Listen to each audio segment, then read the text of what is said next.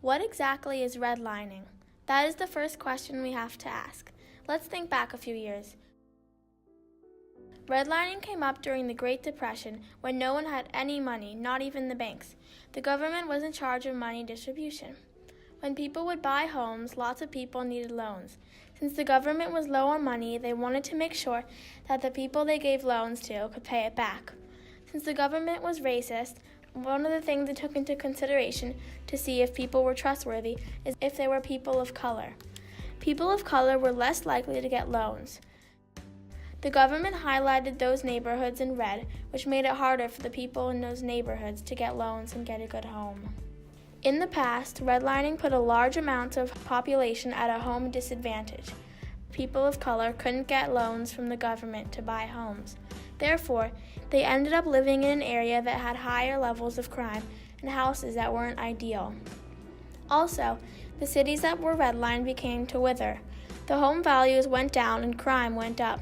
For example, businesses didn't open in the redline neighborhoods. The few people who could get homes in those places found that their home values went down a lot over the time they owned them. When people of color didn't get any loans, it set them to major disadvantages. Today, as price rises, debt is passed from family members.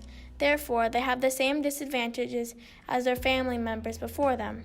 Think about it like this. Some people had to run a race on a car, while some had to do it on foot. In A Raisin in the Sun, the Youngers are moving from a poor colored neighborhood to a middle-class white neighborhood. The family got a check from the death of the grandfather, and they needed to spend the money on multiple things. Benitha, the daughter, wanted the money for an education, while Walter, who is the brother of Benitha, wanted it for making a new business, and Mama, their mother, wanted to buy a new house for it. Because of the difficulty of redlining, all three of them wouldn't have to split up the money if they could just get a loan from the bank. Redlining is stopping the Youngers from accomplishing things that a white person could easily do with just a loan from the bank. We still see the effects of redlining today, especially when we look at New York City. New York, where I live, on the Upper West Side, I mostly see white people.